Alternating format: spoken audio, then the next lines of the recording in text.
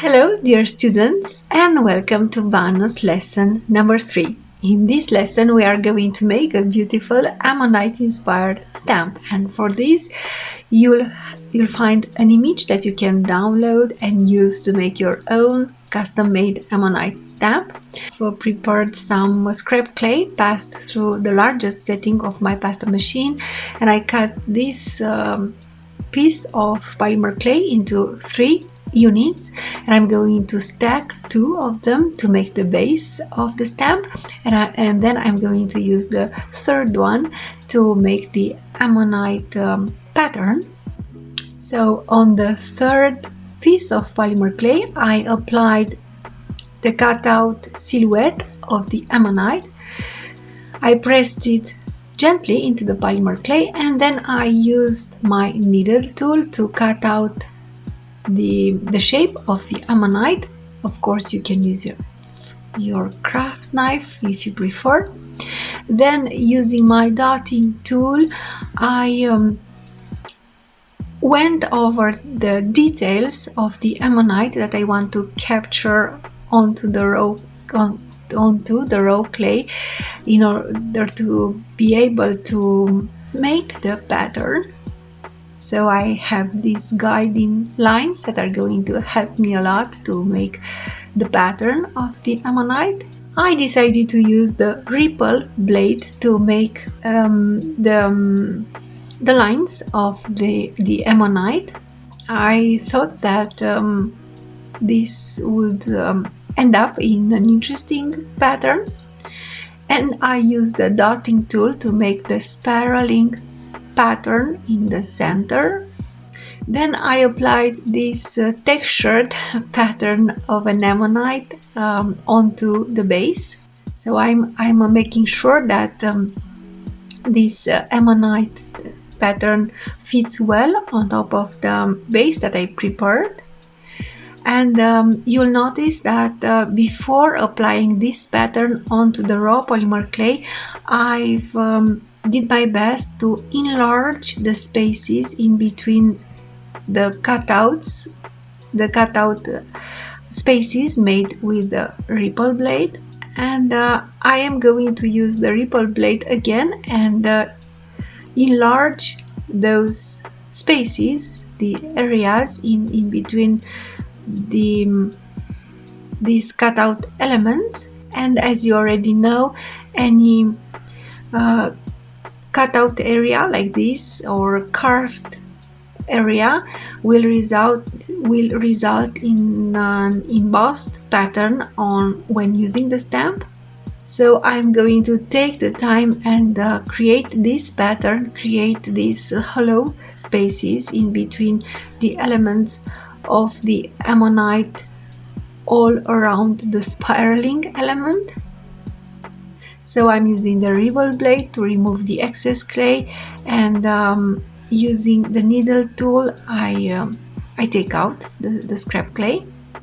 And of course you can use this idea to make all kinds of embossed elements on your jewelry pieces.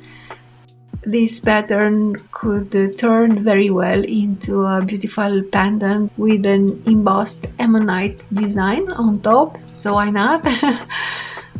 And I use the needle tool to make a dot in the, let's say, center of the ammonite, and to enhance the definition of the spiraling pattern.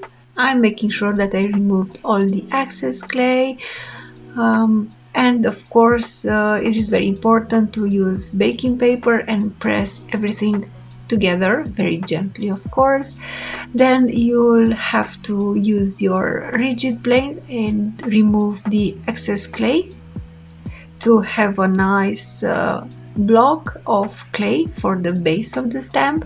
And then when you are happy with the look of your stamp, you can bake it in the oven, in the preheated oven, for 40 minutes at the temperature recommended by the polymer clay manufacturer.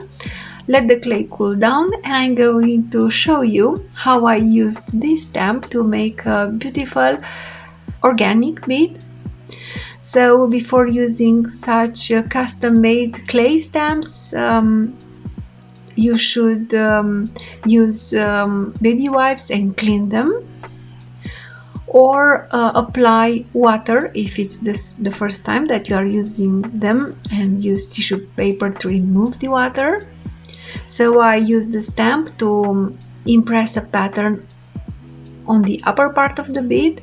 Then I just pressed the bottom of the bead into the stamp, and I did so while holding the bead with a flexible silicone texture, because I didn't want to leave fingerprints on the bead, and because this would in the same time texture the size of the bead and allow me to press this bead into the stamp without touching the bead with my hands.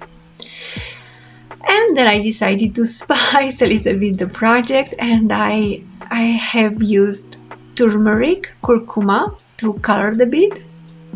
And you can use natural spices to color the bead, or as inclusions to give an interesting look with these inclusions inside the clay. But because this was a bead with an organic shape, I decided to use turmeric, curcuma to color it. And I think I like the look of the bead. And then I used a skewer to poke the hole again, because the hole got distorted a lot in the process. You could use a toothpick for thinner holes. And I'm going to make another organic bead, organic shaped bead. This time I'm going to include turmeric, curcuma, and mix it into the clay. But when working with the inclusions, you have to be very careful not to put too much, because this could make your clay brittle. And then I mixed everything together until I've got a beautiful marbled effect. I've shaped the bead with my hands, with the palms, into a round bead. And I'm going to use the same ammonite to impress a pattern on the sides, and this will turn into a cube bead.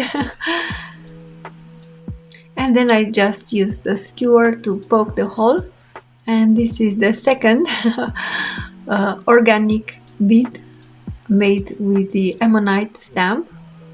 And I think these beads are quite cute, and I hope that you like this demonstration of the ammonite bead. Thank you for watching this bonus lesson, and thank you for taking the time to watch the entire course. Thank you, and stay tuned for more inspiration for work with polymer clay.